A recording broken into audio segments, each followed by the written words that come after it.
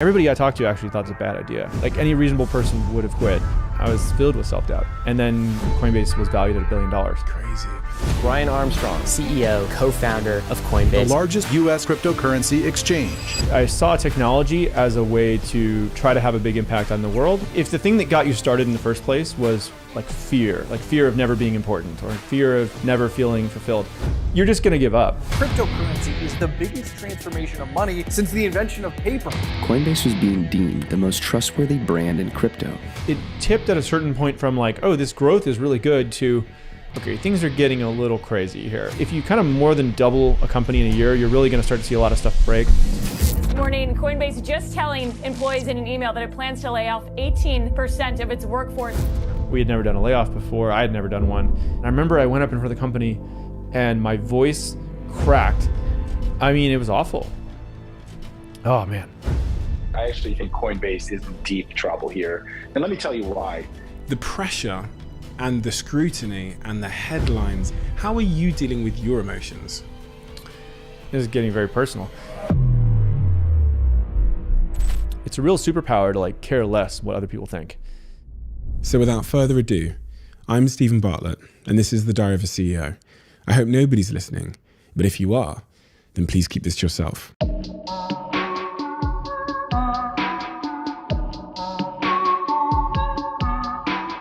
Brian, when I read through people's stories, there's sometimes really obvious causal factors that led them to become the people they are today. But with you, I'm more compelled by the less obvious factors. If we go back to your early years when you were a young man on the West Coast of the United States, what are the less obvious reasons as to why you've ended up where you are today and achieved what you've achieved in your life? Great question. One of the less obvious reasons probably is that I was an introvert. I just wasn't really very good with people. I didn't really have that many friends. You know, as a young person, I was quite shy. I really found a love of computers, and I liked just being by myself and playing with computers, learning about how they worked, programming. And, you know, in our technological age, I suppose some of the people who got excited about computers early on and just found a love of building things have now become, you know, CEOs of companies, which is kind of a strange thing.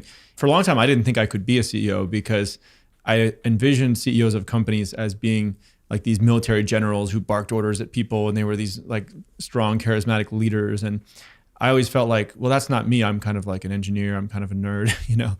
And what I've learned over time is now reading enough books and things historically, you know, introverts can make actually really good CEOs. Of course, by the way, there's lots of different types of CEOs. There's not just one mold. There's people who love marketing, people who love operations, people who love sales, and then there are engineer CEOs. So that's one reason that I think it's maybe a little bit less known why I'm here.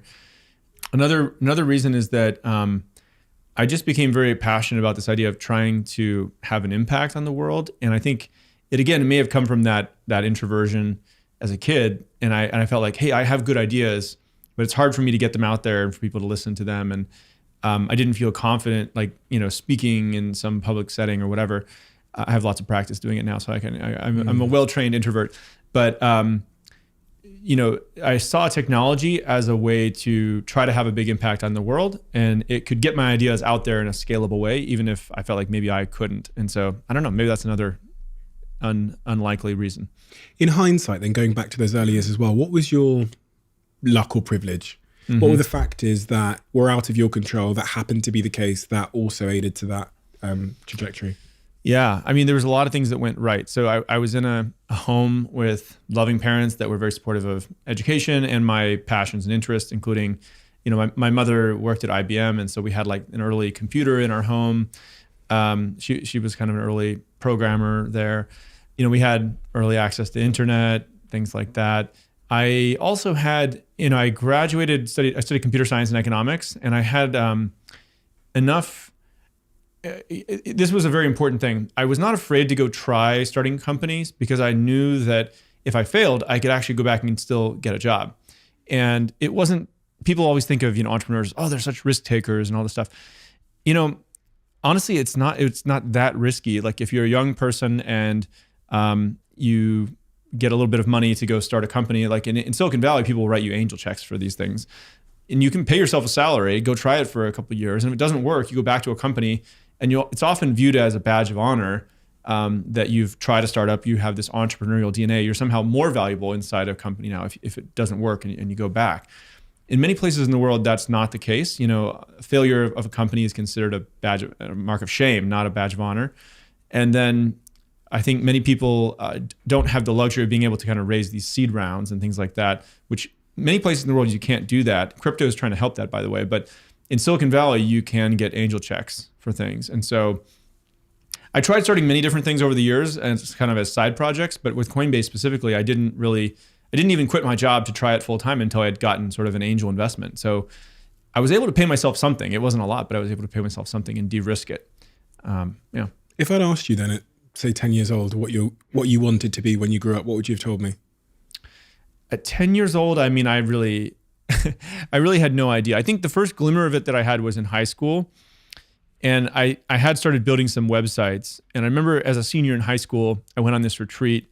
And I do remember having this thought, like, the thing that has excited me the most in my life so far was I had built this kind of simple website or app, and it felt like it was this really incredible feeling. I went to sleep and I woke up in the morning and I checked the stats, and 200 people or something had visited the website while I was sleeping. And I was like, wow, that was so cool. I don't know who these people are. They're all over the world.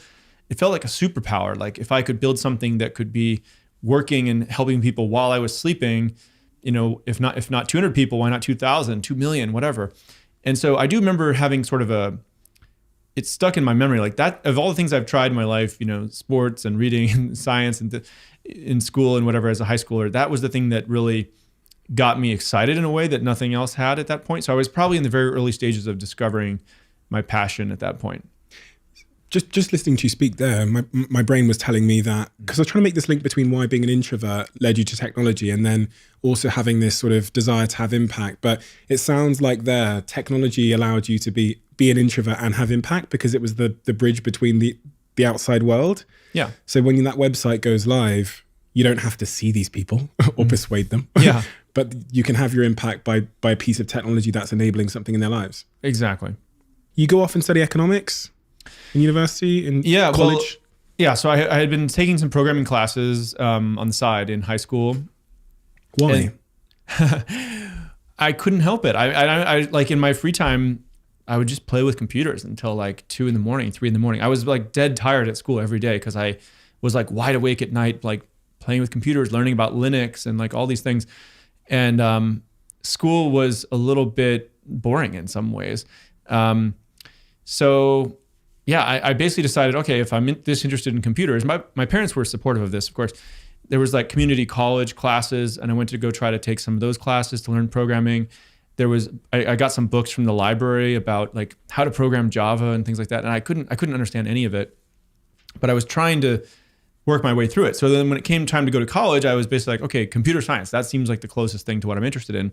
I was also interested in business, and they didn't offer a business degree, so I studied economics instead. That was like the closest thing to a business degree they offered, and that was literally my thinking. Now, of course, I had no idea later I'd start a crypto company, which was literally the intersection of computer science and economics. But yeah, at the time, I just thought I want to write software, and I want to learn how to start a business. And at some point during college, you start your first, I guess, real company. Yeah. Which is a tutoring business. Yeah. Was that, did you have grand plans of turning that into a mega, was that, or did you stumble into that? More like stumbled into it. Yeah. I mean, so as a college student, my roommates and I were always trying to think about how to make extra money. And I went around and I was looking at these on-campus jobs. So you could work at the library, there was like a coffee shop, and they paid like $10, $15 an hour or something like that. And one of the upperclassmen, I remember he told me, I'm tutoring this high school kid and they're paying me $60 an hour. I was like, wow, $60 an hour it was like 3 or 4x what you could make at these other on-campus jobs. So I decided to try doing it myself. I got in touch with some people. I started tutoring high school kids just in like math and science and things like that. And it paid really well. And so my roommate and I at the time, we were starting to just brainstorm, like, why don't we start a little tutoring company and help high school kids and their parents match with the tutors at basically university students at the university where I was going to school. And so we got that going. We got maybe 10, 20 of our fellow students kind of connected in. And then we said, all right, let's make a website for this to connect even more people, maybe to try to expand it to other schools. Eventually, over a period of a couple of years, this idea just kept evolving, and we started to think about it as, we didn't really know this at the time, but we were kind of making an online marketplace like Airbnb but for tutoring. And I got to practice like building web applications. There was payroll and incorporation and sales and marketing and taxes, and I could never really get it to grow enormous and to become like a really big business, which we can talk about if you want. But that was the seed of it that later became a little bit more of a company. Why then? Why couldn't you make it become a big business? What was in hindsight, the lesson? The barrier? Okay, so we learned this sort of the hard way about creating a marketplace, which was that in this particular industry, in tutoring, a lot of times you would introduce a student and a tutor, and they would our business was, we were trying to take like a 10% fee by matching these people. And we were basically trying to do all the payments through our website, like billing and, with a 10% fee. And what would happen often is they would meet the tutor and they'd do initially the first payment, but then afterwards they'd start paying them under the table. And so I realized at a certain point, we were basically just getting in the way. They wanted us to just match them, but they didn't want us to be the whole billing apparatus. It was much more of like a local repeat business, in-person business. And so for years and years, I struggled with that. There was a counterintuitive moment which allowed me to kind of pivot away from that. So I eventually realized this thing isn't working. I need to go get a quote unquote real job. And as I was going to start the real job, this was at basically Airbnb, where I became an early employee. I was about to shut down the tutoring site, and I was like feeling a lot of pain about that, because it's like, well, I don't know, there are still like 10,000 people every month who are kind of looking at this thing and using it. It feels like such a pain to shut it down, or such a bad thing. So I was like, what if I were just to put everything on autopilot? We're not going to be involved in any of the payments. There's no customer support. This is literally just going to be a directory, like a tutoring directory, and you can contact these tutors. You can pay them however you want. And I'm just going to try to make it like a free thing. Maybe I'll put up some ads. And so I basically had like a week before I was starting my new job. I got rid of all the payments. I messaged all the people using it. I was like, you can pay now people directly. And I was going to put up some ads. And I did one more thing at the last hour, which was I said, if you want to have like a featured profile as a tutor with like a little badge a featured badge and come up first in search results, then you can just pay $10 a month. And that was it. And I basically stopped looking at the website and I went to go focus on my new job. And every year thereafter, the site doubled after I made that change. And so basically, I guess the lesson was, stop trying to extract value and start trying to create more value. And at that point, I think that was only the only tutoring directory online that had free profiles and you could just contact the tutors. And so it actually started to grow. Later, somebody ended up acquiring it for maybe like $2 million or something. So to me, that was like, it was like a 7 or 8 year base hit outcome. Yeah. Where for years, 5-6 years, I was struggling to get anything to work. But the truth is, okay, they paid $2 million for it. Yeah. But the lessons you learn, many of those translate into the business that you went on to build in Coinbase. Totally. What is there anything else? Because I look at my first startup that I made out of dropping out of university, then started. Yeah. And there's so many lessons. One of them is what you've said is I was so romantic about my hypothesis about what this business should be that I got in the way of what customers wanted to do. Yeah. So hearing you say that really relates. But is there anything else that you learned from that 7-year first, kind of messy startup that are key philosophies for you today in Coinbase? I mean, I think one of the big realizations I had in starting that tutoring company, which again, you can always look back and see how the pieces connect. But at the time, you're just wandering in the desert. You're lost. Like I felt like I was a failure. I felt like I had no idea what I even wanted to do. I didn't even know if I wanted to be an entrepreneur. It basically wasn't working. But looking back with hindsight, one thing I realized was how broken the global financial system was, because it was incredibly difficult to collect money from all these students and pay these tutors, not only in the US, but in various places around the world. And I remember going through this incredibly onerous process to set up credit card processing and then payments that I was sending out. And I remember the bank called me one day and they were like, are you an aggregator of funds? And I was like, I don't even know what that is. And they were basically treating me almost like I was a criminal and what are your licenses to do all this stuff? And I was like, this is crazy. It was one of the hardest things about that business was just to get the payments, like collecting payments and distributing payments to the tutors as a marketplace. And so that gave me sort of a real insight later when I saw the Bitcoin white paper years later. I was like, that system is broken, and this could be an opportunity to fix it. So that was one thing. What about Airbnb? So you went and worked in the product team at Airbnb?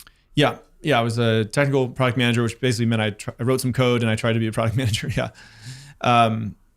So I think I was the 40th employee at Airbnb, and I basically moved back to Silicon Valley I was living in Buenos Aires, Argentina for a year or so, trying to figure out what I wanted to do with my life. Okay, I'm going to have to talk about that. Sure, yeah. What did that give you, that experience of travel and going to Argentina and living there for how many years? A little less than a year, yeah. What did that give you? Well, it gave me a few things. I mean, one was that I got to see what a hyperinflation economy looked like. A lot of people who've only grown up in a developed country, they've never experienced hyperinflation, and they've never felt firsthand what that can really do for a population and people. So it really deeply affects the culture of places like Argentina. There's kind of this deep distrust of the government, and there's a pessimism about the future. There's kind of, in countries that I think are the most forward thinking, there's a sense of optimism about the future. Hey, we can build a better future. And there's, in places like Argentina, people may disagree. My impression was that people felt like the best days are behind us, and live every day like it's your last, because hey, it could all disappear tomorrow, meaning your wealth and everything, which has happened many times in their history. Also, just little things like you'd go to the restaurant the next week and the prices are higher, and they put a sticker on top of the menu because the prices keep changing so frequently. It really harms like the poorest people in society too, because they're the ones holding their wealth in cash, as opposed to wealthy people can hold real estate, things that adjust for inflation. Now they can hold Bitcoin. So anyway, it gave me a front row seat into that. It probably gave me a little bit of a sense of confidence too, because I had never studied abroad or really lived in a foreign country by myself, where I didn't really speak the language very well. So there was things like that. I think I was just trying to learn how to become more independent and grow up and stuff like that. You were running the tutoring business at this point? Yeah, I mean, I was doing a lot of things. So I was running the tutoring business. I was doing some contract software development, just kind of while traveling. I was trying to build some real estate investments in the US. I was basically trying to figure out what I want to do with my life. And there was a whole process I went through to try to figure that out, if you're curious too. The digital nomad piece, which is becoming much more common these days because we've had this pandemic and we've kind of built systems which allow us to work more remotely, but just generally people were choosing that lifestyle. When I did that, when I was 21, in the gap between my startup failing and then me pivoting into a new business, I found it quite lonely. Mm-hmm. And I remember being actually on a plane flying from one country to another, Brazil to Thailand or something, and seeing this, I think it was textiles or something, like this San Francisco incubator or New York-based incubator where they were building companies. And I was living the dream in many people's eyes in these hot countries with my laptop. But something inside me was like missing. Yeah. Community, a sense of shared mission, whatever it is. Yeah. I wondered if you can relate to that in any way, or totally. I found it actually quite lonely as well. So in some ways that was the point, which was to step outside my comfort zone, feel like I had to make new friends in a new city. But yeah, I mean, there was a good, maybe 5-6 months there in Buenos Aires where I felt like I didn't really know that many people. I was feeling kind of homesick. Eventually I tried to, go meet some local people, like expats, like various hostels, and like, by the time I left, I felt like I had a budding friend group and I liked it more, but it was lonely there for a while. You said you used that time to figure out what you wanted to do with your life, as if there's some kind of system there. Yeah, well, I don't know if there's a perfect system, but I mean, I read this book by Seth Godin called The Dip. Yeah, I don't know if you've read it, and it's funny, I went back to read it like many years later, and it's actually a relatively simple book, but in that moment, in that time, that's what I needed to hear. And it's kind of a fairly simple idea, which is that, what's the thing that you would still want to be doing 10 years from now, even if you hadn't seen a lot of success? Because most things in life, you start off, you're a beginner, you have a fast pace of learning, it's kind of fun, but then after you're a beginner, there's this dip in the middle where you're not an expert, you're not one of the best people in the world, you're probably not making money from it, but you're not a beginner anymore, and there's like this long slog to go through the middle, put in your 10,000 hours. There's lots of various people have talked about this. So I was doing a variety of things at that time. I was, as I mentioned, running that tutoring company, doing some real estate investing. I was like learning martial arts and like all the various things, traveling in Argentina. And I basically sat down one day. I was like, hey, what is the thing that 10 years from now, I'm still going to want to do this and be passionate about it. And even if I'm not successful at it, because I just love doing it. And like the only thing I could like really write on my list was tech entrepreneurship. And so part of the point of that book is if you're not willing to go through the dip, then quit now, because it's, and so I was like, do I really want to be like doing, great real estate investments 10 years from now? I was like, I don't actually love real estate investing. So maybe I should just stop doing that. Maybe I should stop doing this. And so it was this very clarifying moment. Okay, if I want to be a tech entrepreneur, because I had been doing that in some way, shape or form for, 5-10 years, I was pretty sure I'd be wanting to do it 10 years from now. I was like, why do I live in Buenos Aires? I should go to where the center of tech entrepreneurship is Silicon Valley. That's happening all over the world now. Silicon Valley is kind of decentralized, but at that time especially.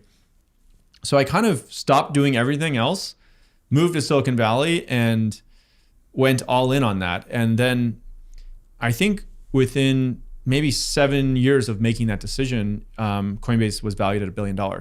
Crazy. So it did really help clarify my ambitions, and I just put it all into one thing.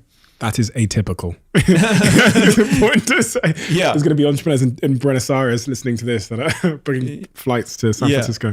But it could be any, like if you really want to be an actor, you should probably go to Hollywood or something. Or if you really want to be in finance, maybe go to London, New York, or anyway, I think it's not so, I don't want to say like there's one geography for everything, but there is a clarifying thing that happens if you just say, this is what is the most important thing to me, and I'm just going to try to make my own luck around that.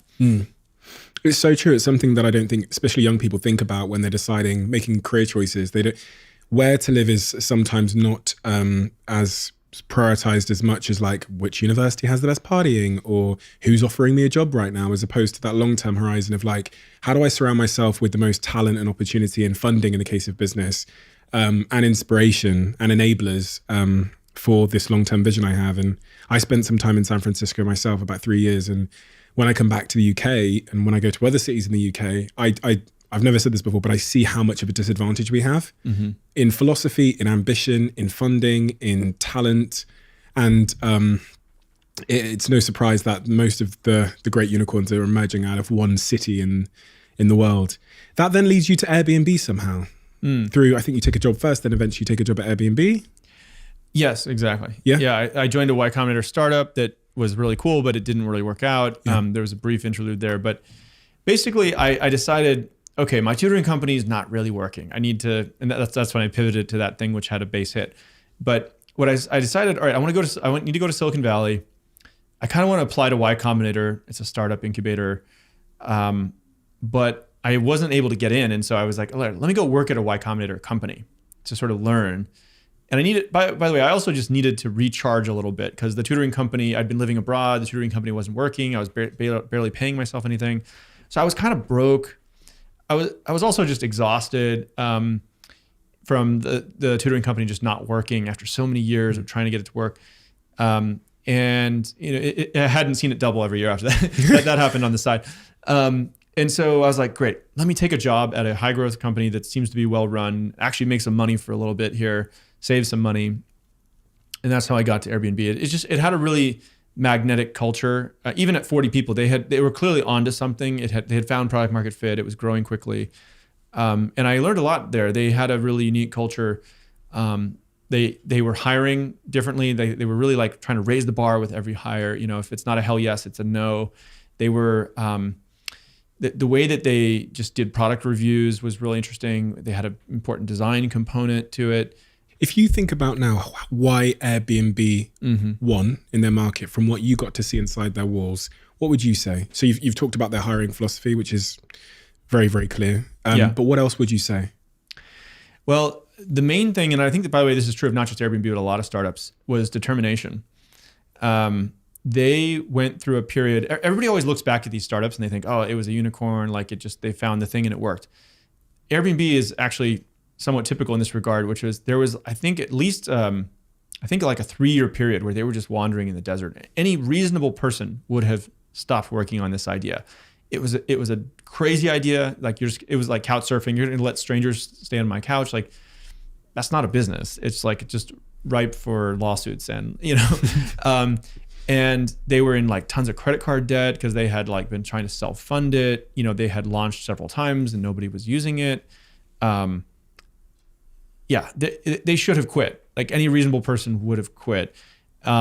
But they didn't. They kept going, and they were just, because getting marketplaces off the ground is very hard. You have this chicken and egg problem, supply and demand. And so I actually think that's a common element in a lot of like successful companies. You go back, there was a period where a normal person just would have quit, and they went from setback to setback to setback with enthusiasm, somehow powering through it. So I learned that too. I hear a lot of entrepreneurs who have your same enthusiasm to be an entrepreneur. The enthusiasm you've expressed there when you leave Argentina and you come back, you just want to be an entrepreneur. You don't necessarily know what or what industry or what problem you want to solve. And what always makes me feel a little bit concerned is when an entrepreneur is so keen to be an entrepreneur that they'll just try and think of an idea. You took a time to go and get inspired, I guess, and to let the inspiration come to you. What's your view on that? There'll be people listening to this now that want to be an entrepreneur, but they don't have an idea. Yeah. Okay, well, I mean, I was probably guilty of that too, where there was definitely a period in my life where I was like, I just want to be an entrepreneur. And I don't know, honestly, it was probably partly ego-driven. It was partly my own like introvert way of saying like, I just want to be able to have an impact. I wanted to feel like I had done something valuable because I didn't feel like valuable as a human myself. Like you can get into all the psychology of it, right? It's a kind of a crazy thing actually to go say like, I have to be an entrepreneur because if you just want to make money or something, like it's from an expected value outcome, it's probably better just to like go to some early stage companies, invest some equity and like, or join Goldman Sachs or something, right? Like, so to truly want to be an entrepreneur, I guess you have to be, well, sometimes it's ego driven, but I think it's your chances of success go up dramatically if you're doing something because you're actually super passionate about it. And so for me, reading the Bitcoin white paper was kind of a lucky moment because I found it tapped into something that I was really passionate about, which was basically freedom, economic freedom, and just like how do we empower people all over the world to, have access to sound money and a decentralized open system where anybody can get access to the global financial system. That really just like resonated with me, and so I think that really helped Coinbase be successful because there were many times in our history as a company where like 2015, 2016, like the whole industry was down for 3 years. Everybody was pivoting to do blockchain, not Bitcoin, if you remember that. Like a lot of the competitors in space pivoted to make software for banks and stuff. And everybody looks back at that and like, wow, Brian, you never lost faith and everything. For me, it was simple than that. I was just like, well, I don't really want to make software for banks. So like, if that's what this is all about now, I'm pretty much just going to shut it down and give the money back to investors. So I was just too stubborn. I was like, I got into this because I feel like this is the way to create more freedom in the world. So that's what I'm going to keep doing, whether it works or not. So I think there is a really important element there. You have to be super into it for some reason that's bigger than just ego or trying to make money or whatever, because every company is just filled with setback after setback after setback. And you think you can power through it. But believe me, when you're like 3 years in and like your co-founder quit and you got sued and you're broke and like, the first 3 times you launch the product, nobody wants to use it, and like everything sucks, and you're feeling like a failure, and you're just gonna give up because you're not actually doing it for like some bigger purpose. You're doing it because you wanted to feel important or something. So it actually is important to pick the thing that you're passionate about. Yeah, you're doing it because you want to feel important or something. We're talking about how part of this sort of introvert's dilemma is you can feel personal significance by creating something that has significance in the world. Zooming right to the end of the story, has that impact you've had on the world made you feel more personally significant? Yeah, totally. Okay, so I think this is a really important topic because a lot of founders, it's stressful to run a company, right? So a lot of founders, if they do get to some level of success, they will often burn out, right? It shows up in weird ways, by the way. Some people gain a ton of weight. Some people lose a lot of weight. Some people deal with stress in all kinds of ways. There's like founders I've met that get like addicted to prescription drugs or like, all kinds of unhealthy things you can imagine, right? So, I mean, you have to find a way to shift from like, if the thing that got you started in the first place was like fear of never being important or fear of never feeling fulfilled. You have to at some point transition it. Once that hole is filled in your heart, I guess, you have to transition to being motivated out of like joy or love or something more positive, not like running away from fear and anger. Or you're really angry at this, your father, or like the person who, broke, like the co-founder who you almost was going to found with, who decided they didn't want to, and you're pissed at them, so you're trying to show them up or whatever. Those aren't relevant to me, but I've heard other examples. Anyway, long way of saying you have to transition away from fear and anger as your motivator to like joy and love, and just find the thing you actually love doing in life. So for me, that was like figuring out what is the kind of CEO role that I really want to have. What's the thing that brings me joy? For me, it's like I love building things with technology. I love learning new things. There's some parts of the CEO job, the typical CEO job, which lower my energy. They don't give me as much energy, right? There's like, frankly, like people, I'm not the best people manager in the world, right? Like, I used to have like 12 direct reports at the company, and I was like so stressed. And then now I have like 4, right? And it's actually much easier for me to run the company with that. So there was a lot of ideas that I had in my head. I was like, well, the CEO has to do that. Obviously, the CEO has to do that. And I sort of let go of some of those things over time. And I said, you know what? I'm actually going to focus on the things that I'm better at because they bring me joy. And I'm going to delegate a lot of the stuff which I thought I had to do. And that's actually made the company run a lot better. And it's kept me engaged in the job. Like I'm been doing it 10 years, and I hope I can do it another 10. It's still fun because I've been able to delegate. Why do you have to make that transition away from fear and maybe insecurity being the motivator towards it being about joy and love? What's the cost if you don't? Well, I think if you don't, then once you hit some kind of level of success, however people count that, then you're not going to feel motivated anymore. And so you're going to be done. And, you're going to go do whatever else you're going to do next. Like, I guess, become an investor or sit on the board, which is nothing wrong with that either. But part of me does wish that more founders were able to continue being founders and build the next thing and the next thing. I mean, we just met each other, we barely know each other, but I'm guessing that you're finding a lot of fulfillment out of like running this podcast, and you sort of, yeah. you found some new level of joy in doing that. 100%. Yeah. So this is like your next founding moment. But yeah, I think if you don't do it, then you're just going to burn out. And a lot of people, I think, who had some level of success as a founder, they look back on it and they're like, well, man, I finally got that thing to some level of success and I sold the company or whatever, but I never want to do that again. Like, cause it damn near killed me and I was so stressed all the time. And so I've tried to make it, I need to get it to a place where it's fun to run the company so that I can keep building companies for many, many decades, hopefully. At least that's my goal. You're describing me when you say that. So built the company for 7 years, but it felt like I was doing it it wasn't voluntary, meaningful struggle. Mm-hmm. It was, I can't let this thing go down. Yeah. I'm not enjoying it anymore, but I can't stop. And then at the point where I realized I could stop, I did immediately. In hindsight, the way around that would be to do a bunch of things involving how the company's structured and who owns it and who has control and all those things. But really trying to build a sustainable, as you describe it, like a sustainable life for me as a founder and for my team members. Yeah. And that often in Silicon Valley, especially when you're in high growth companies, sustainability in terms of culture is the last thing. Mm-hmm. How have you done that then? How have you tried to make it sustainable? You've talked about yourself, but how do you create a sustainable company, one that's built for 50 years or 100? Well, okay, so there's a lot of different elements to that. I mean, one of them is just the burnout factor with people. Let's talk about that first. And then I'll come to like repeatable innovation. So from a burnout point of view, I mean, a few things that I do, for instance, because obviously there's days where you have to like go hard and sprint and then, but for instance, like every quarter I take a week off, right? And I just have that pre-scheduled for the year. Because if you just kind of wait, there's never a good time to do it. We actually tried an experiment this year where we call them recharge weeks. Everybody in the company is like taking a week off every quarter, and they're doing it at the same time because sometimes if you're off, you're the only one who's taking a week off, and then people are pinging you the whole time and whatever. I don't know if we'll keep doing it or not. It's an experiment, but by taking a week off every quarter, it allows me to kind of make sure that I recharge. I have time to go learn new things, and it often like sometimes I'm thinking about the business in some way, shape, or form. But it's like, yeah, that's helped make it sustainable. Other things I've done, I've had a lot of different executive coaches. I have one now. it's fun. There's different kinds of executive coaches. Some of them are very tactical with their advice, like they're former CEOs. Others are basically therapists.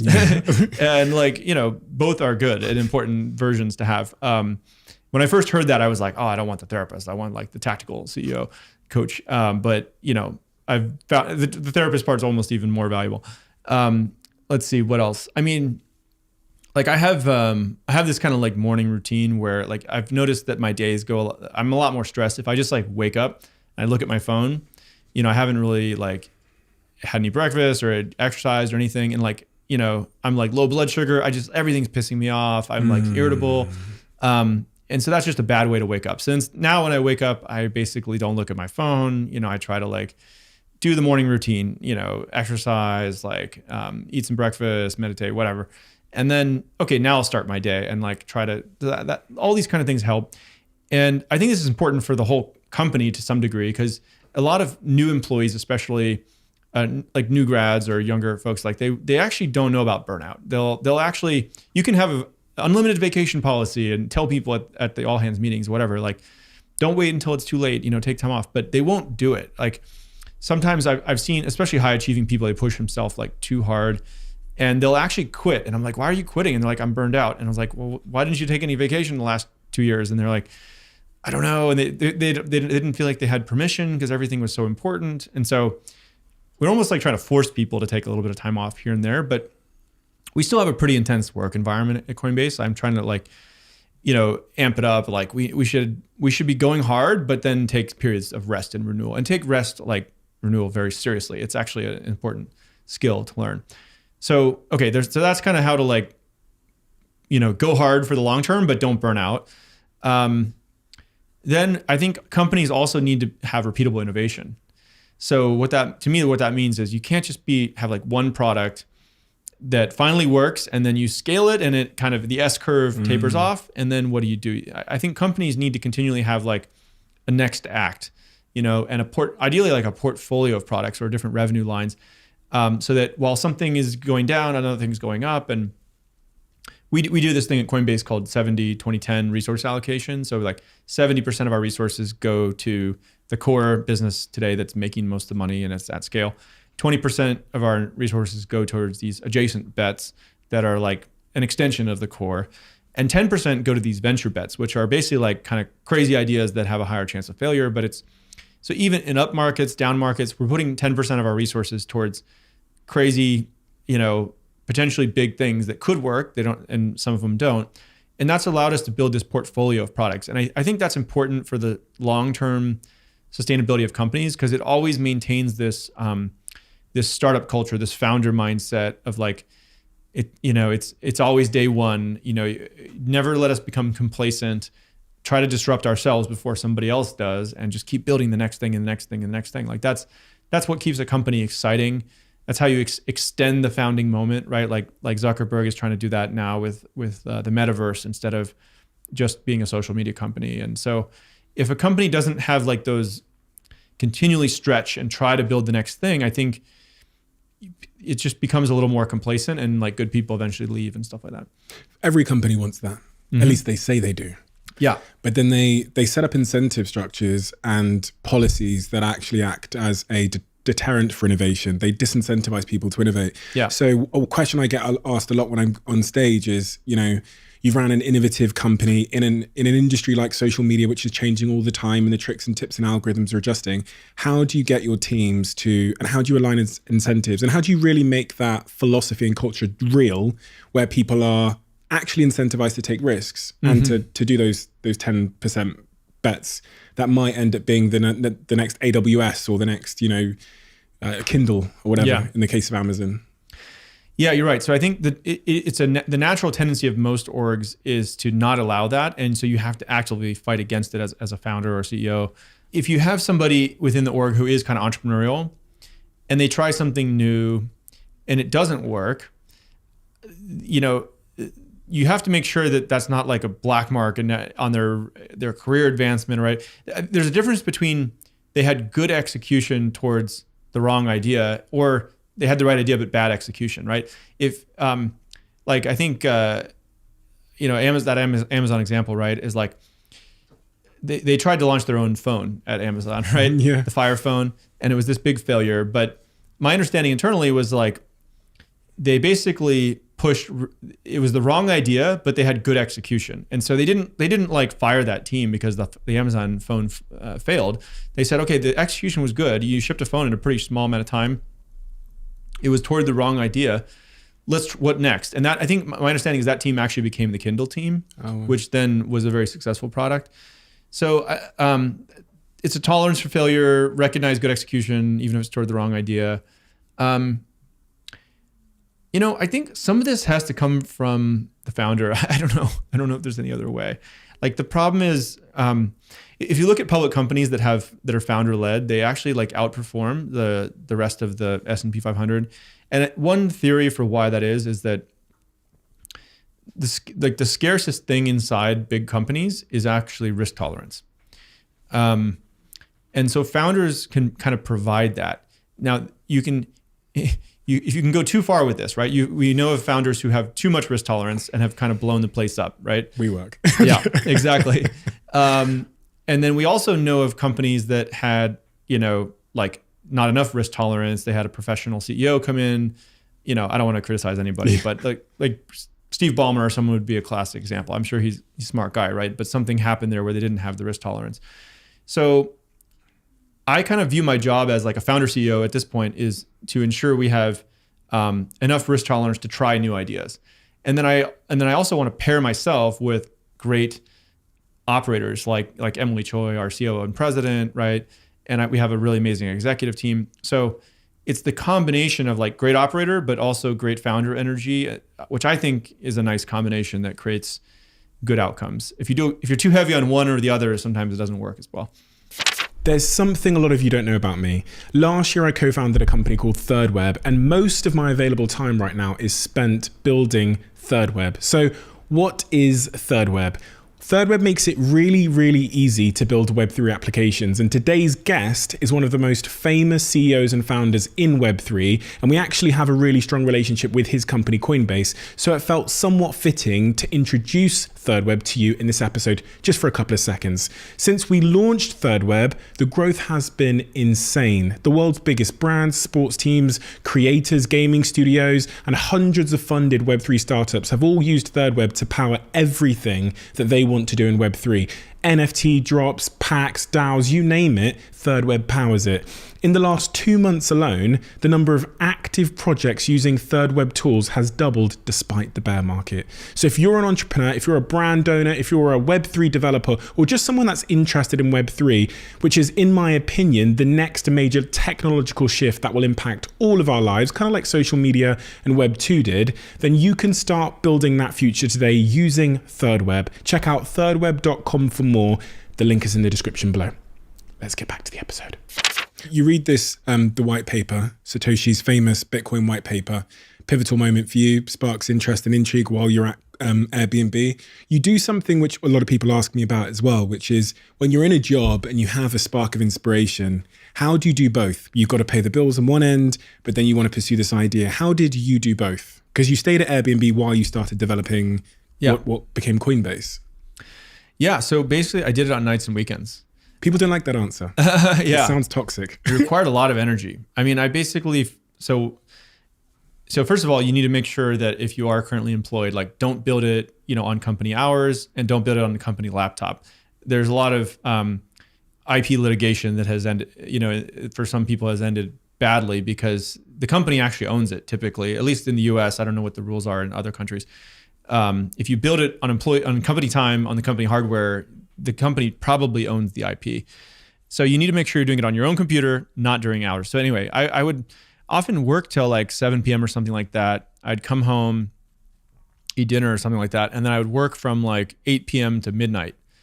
I would do that maybe 3 or 4 days a week on weekdays. And then on the weekend, I'd work maybe like Sunday afternoon for like 7 or 8 hours. So I was probably doing like 20 hours a week or something like that on what would eventually become Coinbase in my personal time.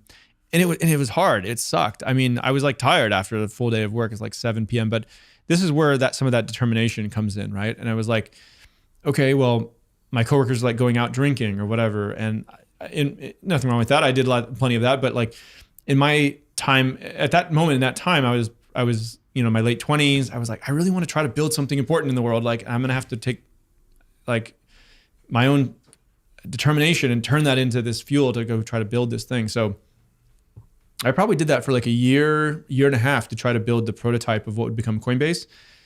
And then I applied to Y Combinator. They eventually accepted me and wrote me the initial seed check. That's what gave me the confidence to quit my job and go full time on it. How did you maintain friendships and those kind of meaningful personal relationships in that time when you're working full time during the day and then coming home and writing code? Where's the time for friends and girlfriends and boyfriends? Yeah, I was pretty intense about it. I would say I sacrificed friendships for it.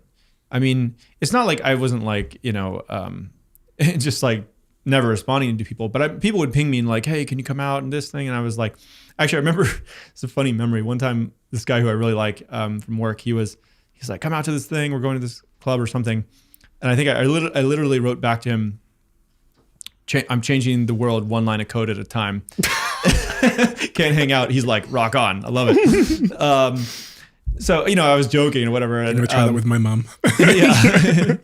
Yeah. So, I think I've seen this happen to various people. Like they get to a certain point in their life and like, God damn it, can I swear on this program? Of course you can. Okay. So anyway, there comes a time I've seen this happen to various people in their life. It's something triggers it. Sometimes it's like, it's an age thing. They're like turning a certain age where they always thought they would have more done by then, or they, maybe someone in their family passes away and they're like, oh my God, like time is finite, it's precious.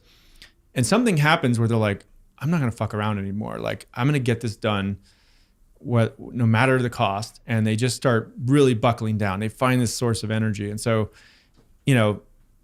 find whatever that is for you, like the listener out there, and then go hard at it. Finish your book, like launch your thing, whatever it is, the app, the startup, just start doing stuff. Like, and even if you don't even know what to do, just do anything, because, action will produce information.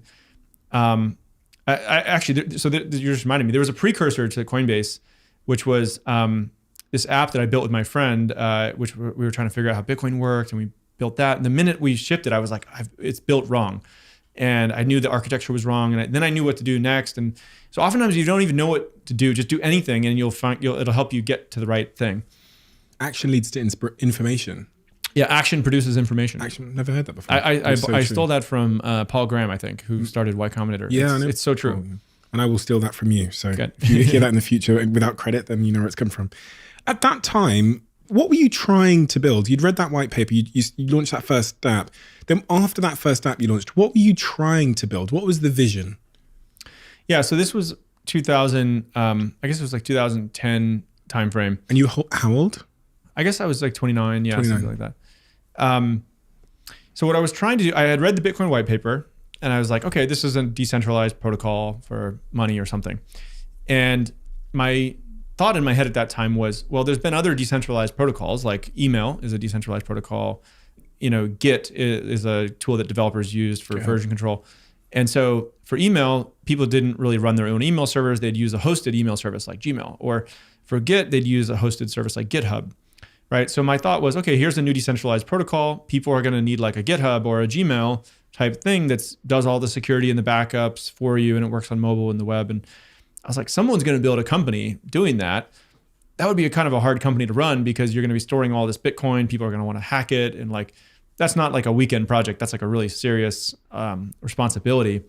And I had that idea in the back of my head, and somehow I couldn't get it out of my head. And so I just sort of like started tinkering with, I wasn't even really just saying I was going to build a company yet. I was more like, I don't know, let me just try building a prototype of this to see what, if again, action produces information. And so that was the original idea. It was like a hosted Bitcoin wallet instead of like running your own one on your own computer. With a node and everything, which was complicated at the time. And when you told people this idea, what was their reaction? Because you would have had to tell a lot of people that you were building this thing with this thing called Bitcoin on a other thing, which they wouldn't have understood either. Yeah. So people didn't get it at all. I talked to some of my smartest friends about it, and they were like, I don't really get this Bitcoin thing. It sounds like a scam, honestly, right? So that was not reassuring. And then I went to a couple Bitcoin meetups, people who were really into Bitcoin. And I was like, yeah, I'm building like a hosted Bitcoin wallet, like Gmail for email. And I remember one of these people was like, that's a terrible idea because, you know, all the people who try to do that, they get hacked and they lose all the customer funds. And so like, you should never do that. Right. So I didn't get a lot of positive feedback. Everybody I talked to actually thought the idea was a bad idea. Even when I had gone through Y Combinator and I was trying to raise money, you know, I would say like for every 10 meetings I did with investors, I got 9 no's and 1 kind of, I guess, like small yes.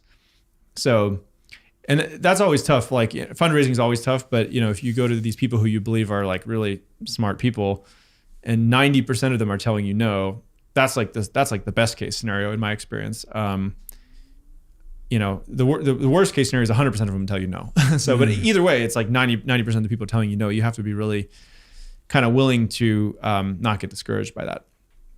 You had a co-founder for a couple of weeks during that Y Combinator process, right? Yeah.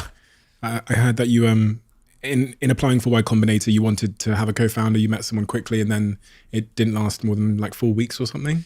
Yeah, exactly. Yeah. So I was looking for a co-founder at that time, and Ben Reeves had created this really good app called blockchain.info at the time. Now it's blockchain.com. But so I reached out to him. We didn't really know each other that well. We ended up applying to Y Combinator and sort of did this like shotgun wedding thing, but it didn't work out. And it was like we were about to start the program, and we basically decided to part ways. So it's funny, in an alternate universe, blockchain.com and Coinbase would have been the same company. That's funny. But anyway, it all obviously worked out well for both of us. Did you have self-doubt at that point? For sure. Oh man, I was filled with self-doubt. Yeah. I thought that, first of all, I thought maybe I was crazy because all my friends who I talked about this idea thought it was a bad idea. The thing that gave me a glimmer of hope was that Y Combinator decided to give me this $150K seed check. And I really respected Y Combinator. So that gave me a big shot of confidence. But, you know, before that, it was very touch and go. I mean, I was like, well, my co-founder thing didn't work out. I don't know, like I'm just going to try my best here. But like this, I was like, this has like a pretty high chance of failure. What did your parents think?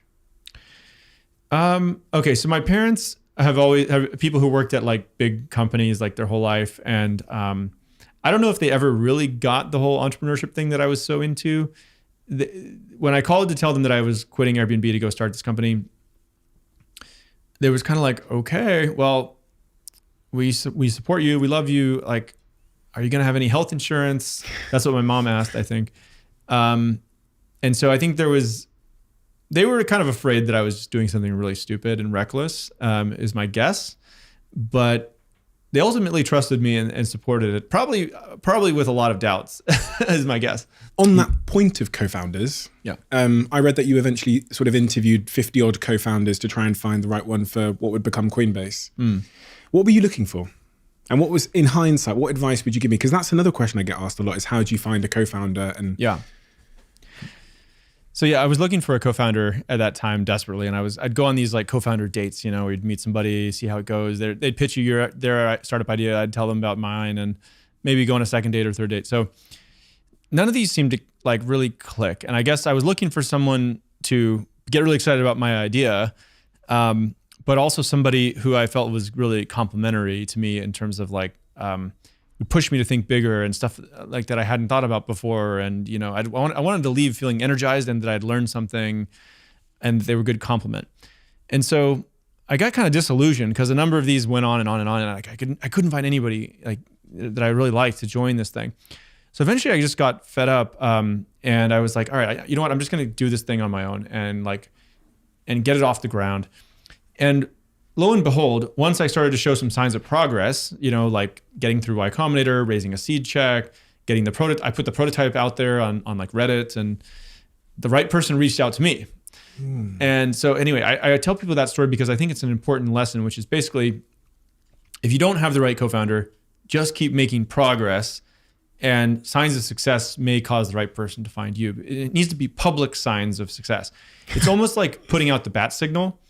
like if you have like half of an idea, you can't just like be talking to your friends about it. You got to put it out on a blog post or like a prototype or get something out there in the world on Twitter or whatever, because then the other person might be out there and they won't know to find you and reach out unless you put out the bat signal. So that's also really good dating advice. It's like you said, if you don't have a co-founder, just keep making progress and putting it out there.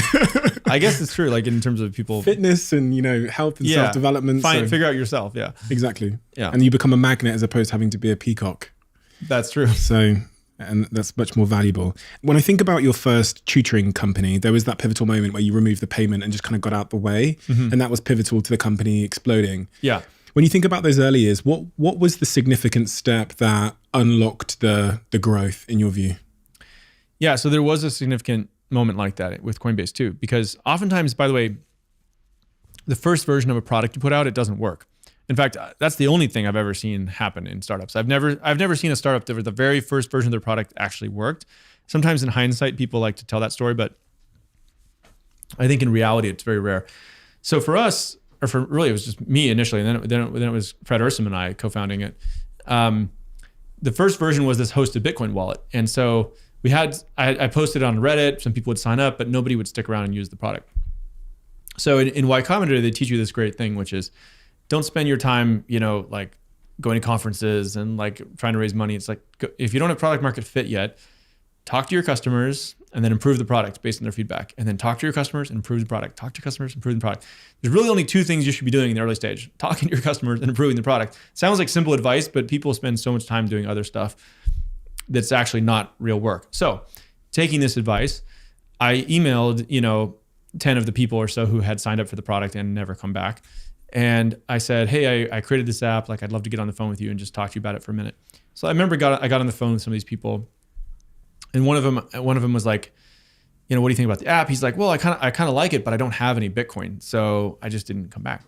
And I remember thinking, well, if there had been an easy way to get Bitcoin into your wallet, like a buy button or something, like, would you have stuck around and used it? He's like, yeah, probably. And so I was like, okay, let me go try to make a simple buy button. So when people sign up, they can actually get some Bitcoin into their wallet. And it turned out that was a very hard thing to do. You had to get these bank partnerships. I had to figure out money transmission licenses, and I won't bore you with all the details. There was a lot of, making things work somehow behind the scenes. But the minute that we launched, at that time, I think Fred Ursum had just joined, and we launched that buy button. It started to grow every day organically with no marketing or anything. And that was the minute I felt like we finally had product market fit. Over the next, let's say so that's 2012, roughly, yeah. 2012. Over the next 5 years up until the point where Fred departs, that growth is pretty crazy, right, for Coinbase? Yeah. I mean, it started growing organically, and we had a very good problem at that point, which was that we were basically, every time someone clicked the buy button, we had to use our own capital to acquire the Bitcoin right at that price. So we didn't have some exposure to it going up or down. And then we would initiate a debit to their bank account, and 2 or 3 business days later, we'd get the funds. So we basically had a working capital issue. Like, we were using our own corporate funds to buy the crypto and then getting their money, the payment from the customer. And the numbers started to go up and up and up. And I think we had raised like 600K at that time. And we were using like 550K to service the day-to-day buying on the site. And so we realized quite quickly, we're like, okay, we need to go out and raise money. And that was a good story to raise money was, hey, this thing is growing so fast that we're going to be turning away business if we don't raise some money. That's a good story to go raise money, as opposed to, the numbers are kind of flat. We haven't really got it working yet. So I think it was very important that we found product market fit. Only when we couldn't scale, then we went out to raise capital. What mistakes did you make as a company in those first 5 years that you, in hindsight, go, damn, that's a key learning? Yeah, so I think if I were to go back and do it again, there's a few things I might have done that would have helped it be more, get there even more efficiently. I mean, one is that we actually never wrote down like the mission of the company or the values of the company early on. And we were doing it all organically. We were basically just interviewing every single person who would join. And we managed to create this really interesting culture, but it was a little bit, it wasn't very deliberate. It was just, it happened kind of accidentally because we were just choosing the people that we wanted to work with, and we really surprised us and were really bright. in those high growth moments, things keep breaking. Yeah. And processes actually need to adopt when you go, as you'll know, from when you go from a couple of people to then 50 to then 100 to then. So I was just thinking if there's any advice you have for me, someone that I've grown a business, but not in such a high growth way and not in such an interesting, uncharted industry. Eventually your co-founder, Fred, departs. What was that like emotionally?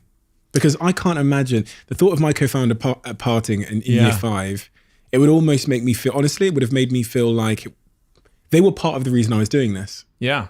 You know, that bond and that we're in this together. So how did that feel emotionally? I mean, it was awful. I cried, you know? So I think here's the whole story. So I think really Fred was an amazing co-founder and we were building all this great stuff together. He's really a natural leader, right? And so I was the CEO of the company, but there was times where, you know, I think he felt like he was being held back. He really kind of wanted to run his own thing at a certain point. And we were almost kind of like running it jointly at various places and at various times. And so I tried my best to like keep him engaged. And I was like, all right, why don't you go do all the external facing stuff? And what's the thing that would really excite you? Like, you know, he did a lot of the fundraising. Like he was really representing the company in the way, you know, the titles didn't matter. But ultimately I think he really did want to run his own thing. And so he was very clear with me. We talked about it basically over the period of like a year or so, with an exec coach and all this. And one of the things that I think I'm most proud of is that he and I are still like really good friends, probably best friends to this day. Whereas a lot of co-founders, when someone does leave, there's a blow up, and it's like, I think we both realized at a certain point, it was like, actually the more important thing to preserve here is the friendship. And so he was great about it. He was like, I want to make sure the company's in a good place. It doesn't need to happen. There's nothing soon here happening, but I do eventually want to transition. So over a period of a year, we talked about it. And then when he finally told me he was ready, I cried. It did feel like, you know, I was losing kind of half the company, the founding moment of it. And I remember, so then we had to go in front of the company and deliver the news. Oh man. So we talked to the board and everything like that too first, but I remember the day we had to go tell the company, and, you know, I wasn't getting nervous talking to the company. Like, you know, first the company's 2 people, and then it's 5, then it's 10, and then it's 50, then it's 100, 200. So you sort of get to build up your tolerance and like, okay, I could go talk to the company of 150 people or something. But this time I had to go up there and tell them the co-founder was leaving. And I remember I went up in front of the company and my voice cracked like I was like a 14-year-old, 13-year-old, whatever. And then my leg was like shaking. You know, sometimes you get like enough adrenaline if you're nervous that you're just like, anyway, I was like, oh my God, it's so embarrassing. Like I had to like walk behind the podium so nobody could see my leg shaking and my voice is cracking. And I'm like, God, I'm messing this up, you know, like, cause I'm supposed to be projecting confidence and like, no, it's not a big deal. We're going to get through this. And I'm just like coming across like this prepubescent kid, you know? So everybody of course is like kind of shocked, and people were like, I could tell you were really scared, Brian. I was like, shit, okay. I didn't really announce that very well. And of course, like, you know, 48 hours went by, like everybody freaked out. And then it was like 48 hours later, it was like, all right, let's get back to work, you know? And of course it wasn't as bad as I thought, but yeah, that was a really scary moment. And then basically I had to transition from running the company with like, all right, Fred and I, let's get in a room and decide it, to, okay, let's actually build an executive team around me, to have a more like professionally run company, if you will. So it ended up being like sort of a second founding moment of the company. And I've realized this later, actually companies have many founding moments, and you can just keep building. What situation was the company in now, again, in hindsight, Yeah. at that stage? Because I heard in 2017, things were a little bit messy. And you'd brought in this executive team to kind of help you, you know, solve some of those problems. But at the point when Fred left, what was the state of the company? So he left it as this market was swinging up, and that was conscious on his part. He wanted to make sure it didn't harm the company as he left. And so, yeah, the challenge after that was like, okay, go build an exec team. And a lot of founders have gone through this. It's quite hard. So if the company is growing, you know, 50% a year or something, you can oftentimes promote people from within who are kind of learning on the job and just take on more and more responsibility. In these crypto is so volatile to go through like 500% growth in one year and then negative 100% the next year. And it's like, so I felt like I was in over my head, like all these junior people who had joined early on, we were all in over our head. We were like, so we basically went out to seek more experienced executives to come in. And that was in itself its own crazy process with lots of learnings, because whenever you bring in a bunch of high-powered executives, sometimes you get people who butt heads, right? And it's hard when like taking a new team, they have to build trust. And oftentimes the team is often like kind of dysfunctional until like they go through enough together. So we had some good blowups there. There was some executives like left or were fired, and like, I had to like basically learn how to work with more seasoned executives, and people who had run massive things before. And, I guess one lesson I learned from that, and this is kind of personal to me, there's different people find different things that work for them, but I realized I wanted to work with people who were not just really brilliant, but like also really humble, because I'm not really like a combative person by nature. Like some companies have this culture where they love to hash things out and debate it. And like, that's like a really good conversation, or like you kind of get into it and you're like, but I'm more of like, I want to think about what you said and like come back and more collaborative. So I'm a little bit conflict averse. So anyway, I started hiring more for like people who are bright, but humble, collaborative. I mean, the risk of that, by the way, is you can get into a little bit of like a yes person culture where everyone's afraid to disagree or something. That's also not good. But it took me a couple iterations to kind of find my style there. And now it's working great. Like the exec team is super competent and high trust and collaborative. And I think it's like it gives us a lot of benefits as a company, because there's like basically no BS politics stuff. It's just like we're just getting work done, have each other's back. And you have to constantly tend that and nurture it, like with these exec offsites and stuff. But yeah, there were some learning pains there. When crypto went through that first, well, not the first, but that sort of 2017 bull run where everything was going up, how were you feeling as the CEO of Coinbase? Coinbase is exploding. I remember that's when I first downloaded Coinbase and became a Coinbase customer. How were you feeling as CEO in terms of optimism for how long that moment was going to last? Did you have a suspicion that in 2018, I believe it was, that the market would come crashing down? Yeah, I didn't know when it would happen, but there was definitely, it tipped at a certain point from like, oh, this growth is really good, to, okay, things are getting a little crazy here. Like there was, I remember I'd go to some events and it's like everybody was coming in launching some ICO, and people would like come over and like want to take selfies with me, and then like post the stuff on Twitter and like almost implying I was like endorsing the project. And then I remember like weird stuff happened. Like I was living in this apartment building in San Francisco, and this guy who like worked in the building came to me one day and he's like, "This package arrived for you, sir. And sir, I just have this question, like, which crypto should I buy?" And I was like, I don't, this is getting really weird. Like I don't give any investment advice or whatever. And yeah, so basically it started attracting in like people who were just trying to get rich quick or scams and all this stuff. And so, yeah, I started walking around with like a security guard. We had like some over exuberant customers. It was weird. Tell me about that, because I was thinking, we've had some fintech CEOs here, that have built disruptor banks out in Europe. So Monzo, Starling Bank, etc. Even Klarna. I guess that's not a bank, but Klarna, the CEO Sebastian here as well. Security is not something that most CEOs have to think about.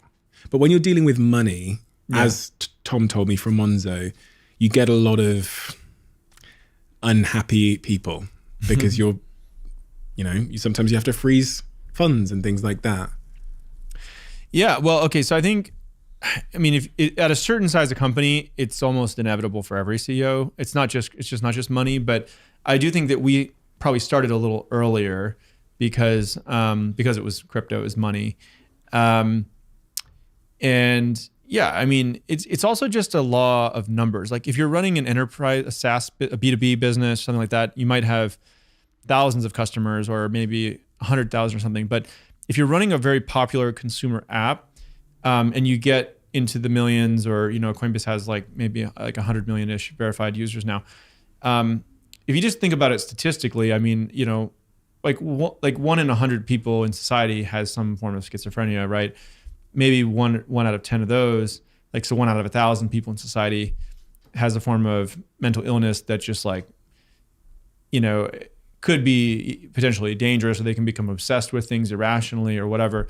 And so if you have 100 million customers, like there's going to be enough people. It's part of it is just like a law of large numbers. But, you know, I don't want to overstate it. Like it's not like a huge burden on my life. I feel safe and I'm able to keep functioning and stuff like that. Yeah. Another thing most CEOs don't have to contend with is building a business in such a volatile market. So when in 2018, the market comes crashing down, the crypto market comes crashing down, talk to me about what leadership lessons you learned through that. What I can only imagine as being a pretty awful period. Yeah. So 2018, everything was coming down off that high of 2017. And, you know, I had been through a couple cycles like this, but each one was getting bigger and bigger. And, it was tough. I mean, in the following, I think, year or so after that crash, I think we might have had like 25% of the company leave or something, right? Really? Yeah. So there was a lot of attrition. There were people who had joined and they thought, hey, this is a rocket ship. It's only going one way. And then when it was down, and lots of negative news headlines come along, you know, the news always focuses on things that are not always, but often focuses on things that are too short term. When it's going up, they're like, you're a genius and your future, everything's the future. And then when it's down, they're like, this is never gonna, it's failed. And neither one is true, right? Like reality, you have to zoom out to kind of look at reality. But one thing I realized was that I felt this overwhelming pressure as CEO. Was like, oh shoot, like every week I've got to get in front of the company and like put on a good face and like create some sense of optimism, right? The reality was I was kind of feeling shitty about it too. And so it was a little inauthentic for me to go up there and try to just be super positive or something. And so one leadership lesson I learned during that moment is that great leaders are often vulnerable. And so it's actually a much more powerful leadership style, I think, to just go up there and say how you actually feel, which you might be able to go, you might go up there and say something like, I feel like shit today. You know, like this thing's down, like this person quit, whatever it is. Now it helps if you can then use that as a moment to like bring the team together. And it's not like you have to solve all the problems as CEO. It's like you use a lot of we language, right? It's like, I don't know how you're feeling. I feel like this. That's going to take a little bit of the tension out of the room because they're all probably feeling it too. And they're like, okay, great. This guy's like not a robot. He like kind of gets it too. And it's like, okay, so what can we do about it? Like, well, we all need to figure out how to solve X. X is a pretty big problem right now. We all need to figure out how to solve Y. So what are we going to do? Like this week, I'm going to host this meeting with so-and-so in this group. And like, we're going to come, I want you to all bring your best ideas about how we're going to solve X. We're going to pick one and we're going to go double down on it. Right. So now it's like, you're turning this authenticity, this candor and you're making everybody a part of the solution. It's not like, hey, everybody look to Brian, like he's got all the answers, you know, this like Messiah complex or whatever. Like, no, it's like the strength comes from the team. It's not just like me trying to carry the whole weight of the world on my shoulders or something. So that was a good leadership lesson for me. How would you do, you've been through, you know, these crypto winters and your company got so big that, you know, went public. And then when you become a public company and you're almost seen as the poster child of this space in many respects, at least that's always been my view of Coinbase. There's been many, many exchanges, but the number one, the one that's the famous one, the poster child is Coinbase. The pressure and the scrutiny and the headlines and the fake news and all of it that you must have thrown at you, and then all the, you know, the internal problems of just running a business anyway. How are you dealing with your emotions? Yeah. Okay. Wow. Deep question. So let's see. I think because you're human. Yeah, of course. Okay. So I think one of the most important things, I totally didn't realize this before starting a company, but it turns out one of the most important things, skill sets to kind of develop as a CEO of a startup is that you have to be willing to ignore a lot of noise, both positive and negative, right? Because if people on the way up are telling you how brilliant you are and you kind of get caught up in like going to the speaker circuit and like, you know, then you're going to fall even harder when they turn on you. And then everybody either gets built up or taken down, and it's just driving headlines, right? So you kind of can't believe it on the way up because then you won't believe it on the way down either. I totally didn't realize that by starting a company, I thought most people would generally be rooting for you and, you know, but there's people out there rooting for you to fail, which is a weird thing. They're kind of dealing with their own maybe stuff about success, or I don't know what it is. But you have to learn how to just tune all that out. So I mean, like, frankly, I just don't read like a lot of news anymore. I kind of think of it like sugar. It's addictive, and can you consume it in small quantities responsibly and like eat a couple bites of dessert or something? Like, yes, but you have to be really careful, because basically the kind of anger, fear, outrage, whatever, is an addictive thing. By the way, it's not just mainstream media. Like, social media has some challenges with this too, right? I think it's actually a little hypocritical. Like, mainstream media is always criticizing social media for misinformation, and it's like it's pot calling the kettle black or whatever. It's like the same thing happening there. So I literally try not to read a lot of this stuff. So once you've developed your own sort of psychology about it, now you have to insulate the team from it, because they'll go after your team. And so you need to kind of continually be preaching this to the team about, like, be an independent thinker, right? Go develop your own source of truth, like by going to the root of it. Like, don't be listening to mainstream media or social media, whatever, when things are up or down. You have to curate. You have to use that stuff in moderation, like sugar or something. It's not actually. They're trying to sell their own product, and one of my friends has this great saying. It's like, only a half truth can go viral. Like, if it's that triggering or whatever, that's like, like it goes all around the world. It's half true at best, and so you have to remember that whenever you see anything out there. What are the things that still penetrate all of that resilience, though? There's things in even me that I understand all of that. As I was saying to you before we started recording, I became a dragon on Dragon's Den, so I got much more scrutiny than I've ever got from headlines. I'd read about my family that I don't have, my girlfriend, I'd done this, that. You'd think I was running Guantanamo Bay, the way that they described my former business, all these things. And although I knew I was resilient, and although I knew everything you've said, and I put these processes in place where I don't see notifications, someone tweets me, I probably won't even see it. It doesn't come up. Never read the replies. Yeah, I don't have them on. I turned off all notifications too. That's a really good one. Like, but what pierces you still? Yeah. What still moves your mood? So there's something every year, at least, that, like, it's the next level that it's going to test you, right? And oh man, what was most recently? There was, like, I don't even know if this was real or if this was like short sellers like putting fake information out there, but there was some like petition that some employees put together or something, and like, I saw your response to it. Yeah, I got irritated by it, and I like wrote some stuff on Twitter about it. But that bugged me for a bit, because it was like, okay, like, you're gonna attack the executives, like it's not even their fault, like, whatever, blame me. So trying to think, there's always something new. It's like, a lot of people probably would be okay with, there's somebody saying something stupid on Twitter or whatever, but they really respect X.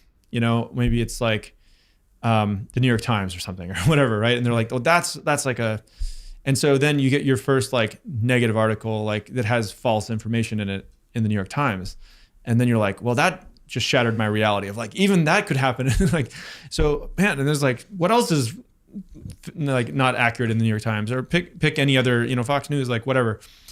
Even one of the ones that really got to me was, I always felt like, okay, we have these kind of people who are upset with us outside of the company, but the company is one team. Like, we're all, and then when I started to see like sometimes there were people in the company kind of turning on each other, I was like, man, that one really bugged me, right? So think about, if you think about companies that have gotten to really big scale, it makes all your problems look small by comparison. Okay, like look at Mark Zuckerberg, right? I mean, the amount of negative news coming out on that guy on a daily basis, right? I think that like the Russian government like just put him on some like list of like sanctioned people or something. Like, there's people of tons of death threats. There's always another level it can get to. That's just like anyway. I what I've realized about a lot of people who I think are building important things in the world is that they've developed this like high disagreeableness muscle where they've recognized like they're not going to make everybody happy, and they've made peace with it, right? So they realize at a certain point, like, whether I do the thing that I think everyone's going to like or everything that is more authentic to me, someone's going to be pissed no matter what.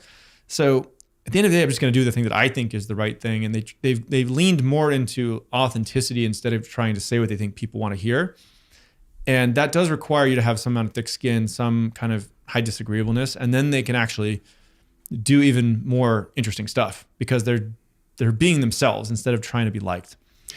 My success and my building my personal brand and getting millions of followers online, it scratched that itch in an unhealthy way that we described earlier. It kind of made me feel, it gave me external validation, which felt like it was filling me up. It's probably sugar or something. But and then the problem is, if you were that type of person, when you do reach that height, you get more public scrutiny. It matters more to you because validation was your driving force this whole time. Yeah. So is there an element of that with you because you were an introvert that wanted to be significant because of that early upbringing, that it might be psychologically more difficult to deal with because significance and fitting in, I guess, was so paramount to your initial motivation? Totally. Yeah. I mean, it can be very addictive also just to be liked and the adulation and everything. So the minute something starts to happen that you realize people aren't going to like you for, your temptation is to try to preserve it. Now you have something to lose. You're like, oh, I'm going to lose these followers, or I'm going to, whatever. It doesn't even matter. But it always feels serious at the time. So yeah, I definitely had to grow through that. I don't know. I think I'm still growing through that.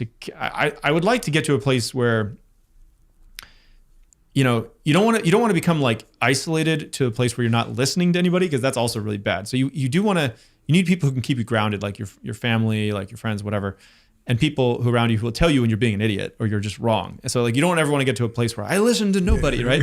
But a lot of people, you want to be around people who have your best interest at heart, then listen to them. Or people who've already done what you're trying to do. Like, listen, that's good advice.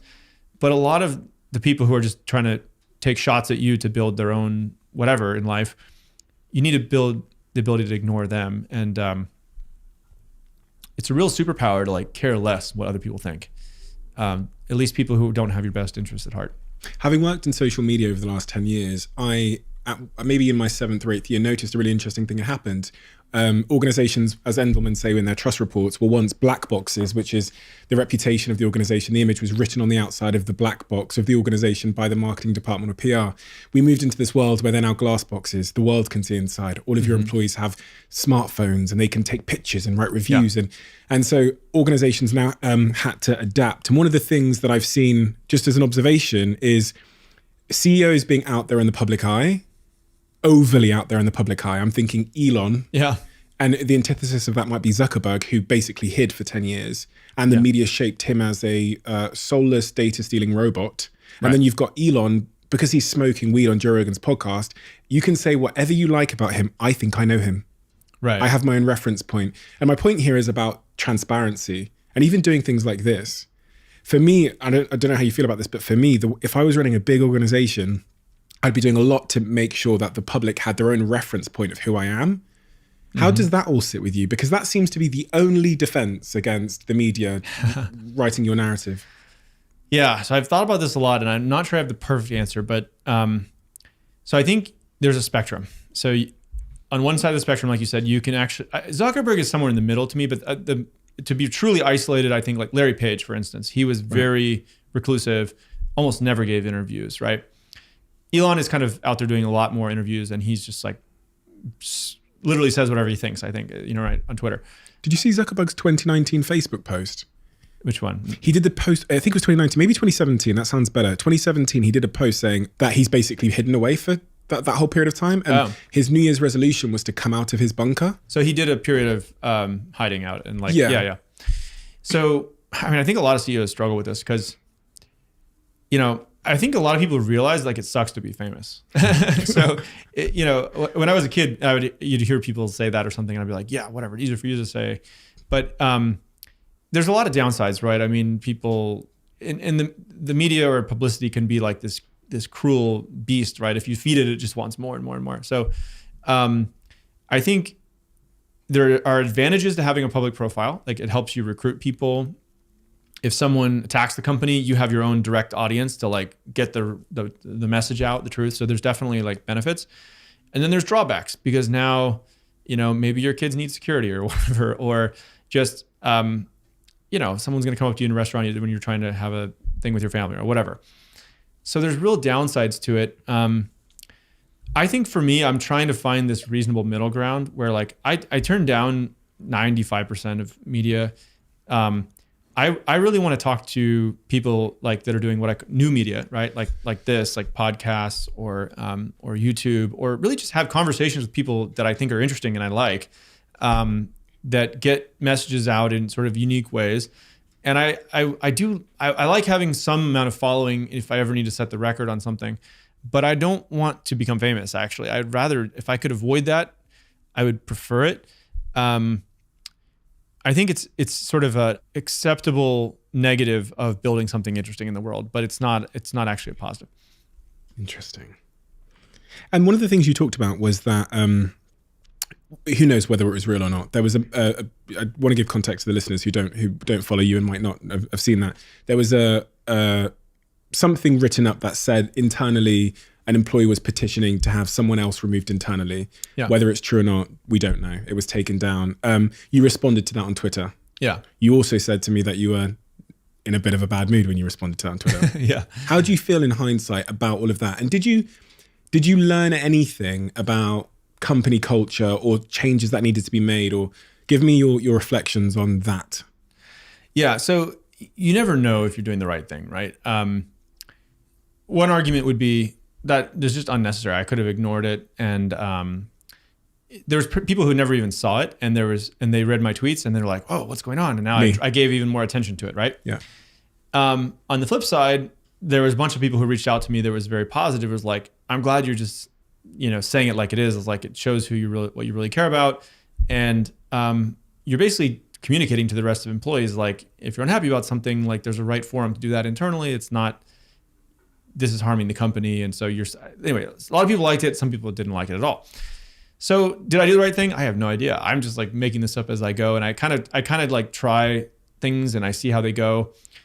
One thing I will say is that something that's polarizing that doesn't make it the wrong thing to do. What makes it to me the right thing to do, the wrong thing to do is whether it was authentically true. So I don't know how I would do it again next time. I guess I would do it with a cool head and see if it still felt authentic and then go from there. Polarizing. Another thing that when people talk about company culture, people give people that I've been around point to Coinbase as an example of is you coming out and saying that Coinbase wouldn't tolerate politics and other divisive topics being discussed on company channels in the workplace.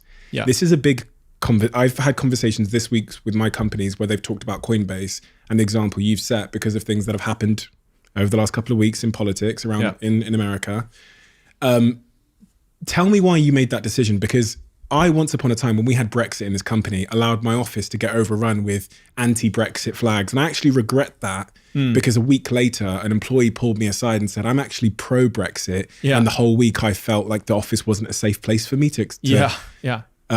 So you set out a stance, which I saw you do it first. I'm not sure if any other companies have done it, but publicly you were the first to say no politics at work. Yeah. Yeah. I mean, I think other companies are doing variations of that. So it's not entirely original, but yeah, I did put it out in a way that was public and got a lot of attention. So look, I don't know what to say about it. I think it starts from a very good place, which is people want to have, a safe space at work. They want to have a place where they can just be themselves authentically. Like all these things actually start from a very good place. What's unfortunate is that it can get to a place where the office is actually just very divided and people are upset with each other all day instead of like working towards the common mission that we all kind of signed up for. They're actually just upset with each other and arguing over things which we don't really have very much impact over, like bigger, broader societal issues outside of our mission. This is not just Coinbase. This is happening broadly across a lot of tech and all companies. Really, it's not just even a tech thing. It is more pronounced certain places in the world. It's not a broad thing geographically. It's very pronounced in some cities, especially in the U.S. But I guess probably somewhat here as well. So not as much. Yeah, I remember our Ireland office. Like there were some people who messaged me during all of that, and they're like, "What is? You just said like we're going to work on work. Do work at work? Like what is so controversial?" It didn't make any sense. So it was largely a thing that happened, I think, in the Bay Area, in the U.S. and a couple other cities, like maybe Brooklyn, Portland, places like that. But look, I don't, in some ways I'd rather Coinbase was like known for our product innovation and stuff. This is a weird one because like we've actually become kind of well known for this stance, and others have emulated it. But the thing that really made me finally get the courage to do it, because I didn't really want to make a public stance about this or whatever.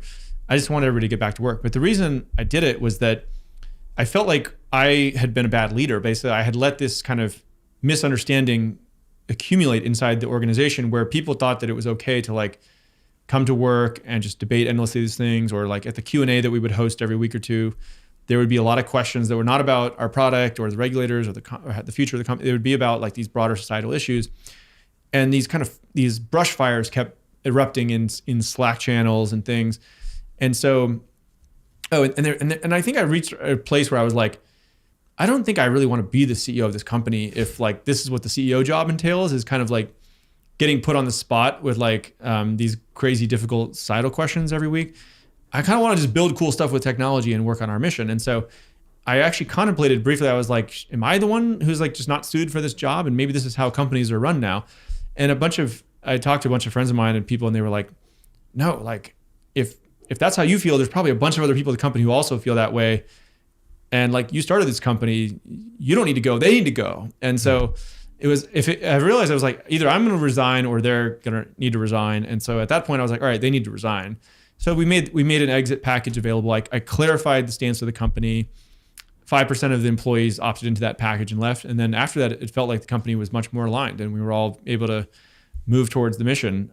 So it was cool to see some companies emulate it afterwards, and there's probably a less dramatic way to do it, if you kind of set it that way from the beginning. But yeah, that's where we are. One of the things that I really wanted to ask you about, because from reading your blog post, you have a very clear strategy and perspective on this.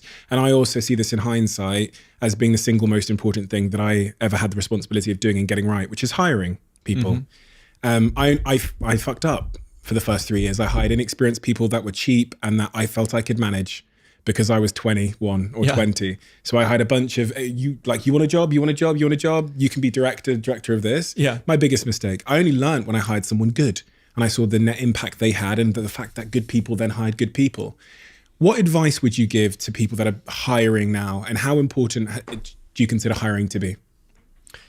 Super important. I mean, actually, in Coinbase's values, the number one value is top talent in every seat, because it really, everything in the company comes back to people. Like if you want to have a big impact, you need to generate a bunch of revenue and profit. If you want good revenue and profit, you need to make good products. If you make good products, you have to have good people to build them. So it's actually, everything comes back to people. So yeah, I mean, it's interesting to hear that you learned that lesson the hard way. Hiring is super hard. Sometimes the only way to learn a lesson is to actually go make the mistake and do it. But the mistake that a lot of startups make, I think, is that they hire too fast. They treat the absence of any negatives as a reason to hire, whereas it should be not just the absence of negatives, but a hell yes, meaning like, I learned something from this person. They're way better than me at something, at least. I left the interview with more energy than when I went in. You can de-risk a lot of early hiring also by just having people come in and like try working together for a week or two. Interviews are actually really kind of a low signal thing. You have to get some people are great interviewers, like maybe 5% of people can really assess someone in an interview. Most people aren't that good at it naturally. And so you can basically use references, or what we did in the early days of Coinbase, we actually just had people try working with us for like a week or two. A lot of people can't do that because they have an existing job, but some people can. And you'll know within a week or two, like this person basically delivered a bunch of stuff. They got a bunch of stuff done that was useful and helped move the ball forward, or they didn't. Like it needed me or someone else to come in and edit their work or curate it. And like, it's not to oversimplify it, but basically like if the person can get a lot of stuff done that advances the mission, then you want them on the team. And if they can't, you shouldn't have them on the team. And that's basically what makes great companies, is like you have a bunch of people aligned toward a big impactful mission who can actually get a lot of stuff done every week. And, you share some values in common, and then everything else, they can be quirky and weird and different and like from every background and walk of life, and like everything else can be different. But if you have those pieces right, they get a lot of stuff done towards the mission and they're aligned, then you got a good company. You said about growing too fast. I saw you post recently that you'd grown the company too fast over the last couple of years and that you were having to cut back about 18% of the workforce. Yeah. Emotionally, in those moments, the statements, you were very transparent. You were very honest. You didn't have to publish that to the entire world, but you did. Yeah. Emotionally, what are those moments like? Does it get any easier for you to cut back the workforce when you signaled in the memo that you take responsibility for that as well? Like, you weren't skirting blame or anything. So yeah, so there's always something challenging every year that like really push you outside of your comfort zone, and that's part of what I like about running a company is like you're constantly learning. So this year that was one of the things was like we had never done a layoff before. I had never done one, and it did kind of suck to look back and say, I actually made the mistake. Everything in crypto was so up and up and up last year that it felt irresponsible not to keep hiring more people because we had like lines out our door, virtually of like customers trying to sign up, like institutional clients and new products and competitors in all these different markets. And we were like, we're just being reckless and irrational not to keep building the company with all this revenue we're generating. And so, but I think we found the breaking point. And basically, if you kind of more than double a company in a year, you're really going to start to see a lot of stuff break. The culture erodes, decision-making is unclear, communication channels break down. And so we definitely like exceeded that threshold last year in 2021. And early this year, we were on a pace to kind of keep growing too quickly. So, it really kind of is a bad feeling to look at a problem and say, "Oh, I made a mistake." But the only worst thing than that is to like bury your head in the sand and pretend that you didn't make a mistake because you don't want to admit it or whatever. And so facing reality, while it was deeply unpleasant, and it was really unpleasant for the people that parted ways with the company, it was the right thing to do. That now we have the ability to kind of learn how to operate really efficiently at this new size, 5,000 people, still a lot, and get a ton done with that. And we got the cost structure to a place where we know that we can not only have enough cash, but like really thrive in this recession we're all going through at this point. And whether that lasts 1 year or 3 years or 4 years, whatever, we've set the company up to ensure that it has a better chance of accomplishing the mission long term. So in a way, although it was a super hard decision and it was tough for a lot of people involved, it made me feel good that we did the right thing.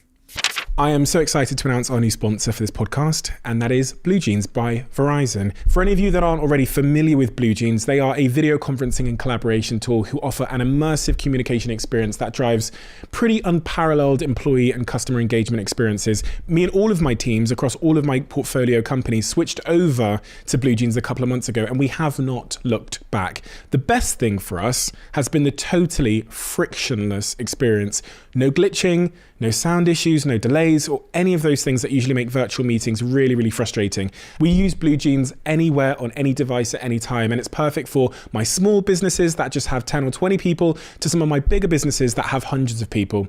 I'm a big fan, as you can probably tell, so I've been quite excited for some time to announce this partnership. And in the coming weeks, I'll explain the features and really why it's perfect for you if you haven't considered using or switching over to Blue Jeans yet. But if you can't wait, head over to bluejeans.com to learn more. Honestly, it's been one of the real sort of game changers in my business. This is an interesting question that I just had when I was just thinking then. Yeah. Because of this, from my perspective, I'd call that stress. Sometimes stress is great, but there's a lot of volatility in the markets and those tough decisions. If you view happiness as like a concoction as like a recipe, and there's lots of ingredients that go into making us happy, what ingredients in your happiness recipe do you think you need more of? Like today, personally, for me? Oh, wow. I mean, so I think this is getting very personal. I think, people they're basically happy with like health, wealth, relationships, things like that. If you don't have your health, it's hard to really be happy. You can't really do anything.